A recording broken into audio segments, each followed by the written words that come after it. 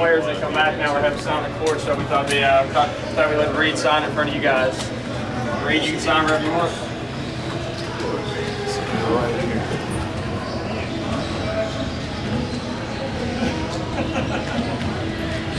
Reid, I'll take it from you. All right, guys, we'll just open up for questions for Reid. Why did you pick that spot on the court? I think I spent a lot of time there. A lot of our plays came from low pin downs, me kind of going around, posting up on that spot. So for me, that kind of got a special spot for me on the court. How does it feel to be back?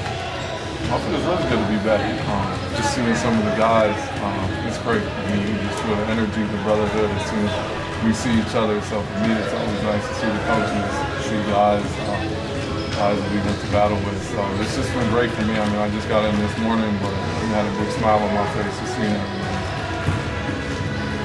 How do you feel, Reid, about your path beginning in Germany? I feel good. I mean, I think I took a great spot. Obviously, my ultimate goal was to play in the NBA this year, but after having great talks with some of the coaches here, like Cal, KP, just reassuring me like those goals are still in reach, and it's not a bad thing to go over there for a year and kind of just work on some things and come back and really able to show what I can do. So just understanding my path different, but I'm excited for it. I mean, I think it's a great opportunity. It's a great club, and that's ultimately the reason why I picked them. Because I felt like they would prepare me the best to ultimately get to my goal. So what is a bigger chip on your shoulder? They have to play overseas for a year. For sure, for sure. I mean, I feel like I've always had a chip on my shoulder, but just having to go overseas for a year, I feel like it'd be nice for me in many aspects. I think you can look at it two ways. Bitter and salty and not enjoy the experience. For me, it's a great life experience. I mean, I get to go over there, see the culture, see different countries, get to play basketball at a high level and get paid to do it. So there's a lot of good things going my way.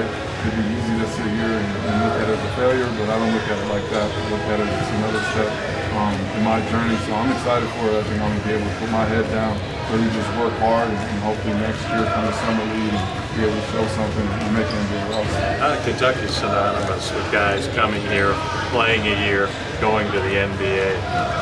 How much was that in your mind as far as coming here, that was the reason to come here? And how surprising is it that for whatever reason it didn't work that way? Yeah, I wouldn't say I put too much pressure on it as far as coming here. I was going to be able to play in the NBA. Obviously, everyone's situation is different, and I understood that.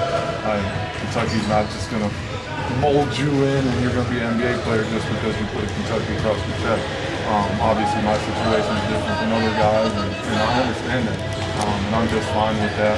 So for me, it was just getting better as a basketball player, getting better as a person. That's why I wanted to come here. I feel like I did those things. It wasn't because I wanted to come here and just become an NBA player, and because that didn't happen this year, that last year was a failure to me. I feel like I grew, became a real better player and a better man. So all the things I wanted to happen did. So it was a success to me. Can you your confidence was growing even more, going overseas? Think it would grow even more? Yeah, we would definitely grow. Just the experiences, I think, is the biggest thing for me, is just getting opportunities. My confidence jumped playing at Kentucky, playing against packed crowds, playing against top teams, being one of those top teams and playing against great players. Then playing summer league, my confidence jumps more, and then going to go play professionally for a year. So I just think every year, if I continue to stay on myself, stay confident, and keep making steps in the right direction, I'm going to like where I am. How do you think you improved this past year from what you had done at State? Yeah, I think the biggest thing is just my motor, athleticism. I think was the biggest thing. Losing the weight at the start of the season, and just being able to compete against better players. It's tough to kind of see on a stat sheet or hear things like that, but I know deep down I can feel it. I feel like a way better player than I did last year coming out of Stanford. So those things were all checked off for me. So I'm just glad that I kind of have that framework now to build it. You haven't reached your ultimate goal of the NBA yet, to be at this point where you're going to be paid to play basketball now. It's got to be a dream come true. It definitely is. It definitely is. Obviously, when you're growing up as a kid, NBA is the goal, and that still is my goal. But the fact is, I'm going to Germany next week. I'm still getting paid to do it. Still get to play against high-level competition. Still get to travel the world. So for me, like, I'm blessed in many ways, and there's a lot of great things coming my way. and know that other things are on the horizon. So it's just kind of accepting that and understanding my journey, my path. So it's definitely great. I mean, this last year, if you would have told me I would have played at Kentucky and then going to Germany, like I wouldn't have believed me. So it's just crazy how things can happen in the year.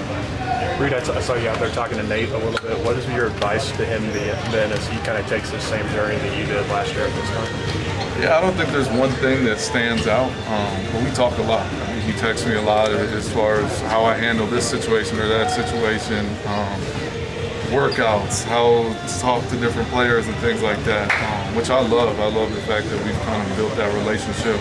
I was his host on his visit, so I kind of feel responsible for kind of passing down things because we both are in that fifth-year position. So when I'm on campus, that's one guy I kind of gravitate to. I want to make sure he's doing well and he's taken care of and everything's good. So that's one of my biggest advice is just to enjoy it, have fun. It goes by quick, and I'm just there if you have a reason. How are you physically? Your legs? Yeah, I'm good. I'm good. All the way back? Yep, all the way back to some time off after summer league, just to heal up all the way and kind of just get back. So I'm feeling great heading into this next shot. I'm under the impression that you came back a little too soon, maybe from the sprained knee at Missouri, and that complicated your effectiveness down the stretch. Yeah, I wouldn't say too soon. The doctors did a great job of getting me healthy, getting me right. They wouldn't have sent me out there if I wasn't ready to go.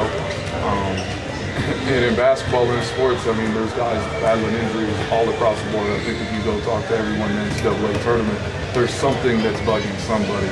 It's just that point in the season. So it was something I could play through. It's something they thought I could play through. I was comfortable with that. And I was willing to do it for the first time. For me being in an NCAA tournament, they were going to have to cut my leg off to get me from playing and that. So that was my decision all the way. It may have hampered me as far as doing pre-draft workouts and things like that.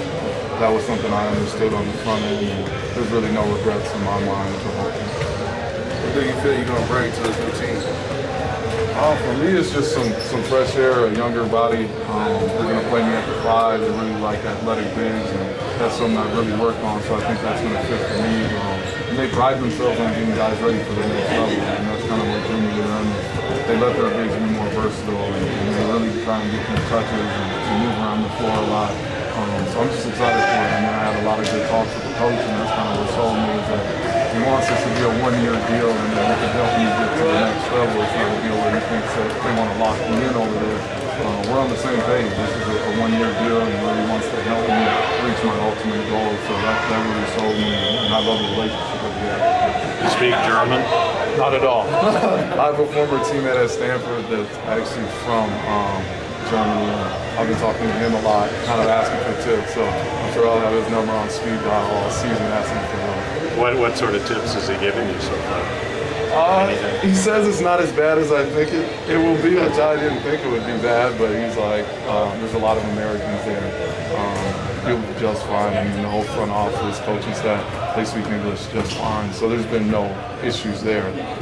So I think the transition will be really smooth. What about your teammates that you've been playing with over there? Have you talked to any of them or know anything about the roster? I don't know too much about the roster as far as the guys that are over there from previous years. I do know Bryce Alford is there, and I played against him when we were in the Pac-12. We was at UCLA, so that's the only other American that I know of. But when I get there next week, I'll have so much time to get to know those guys. But that's the only one that really sticks out that I've met before. All right, guys, I'm focused on getting back in camp. Thank you. Bring out PJ just a moment.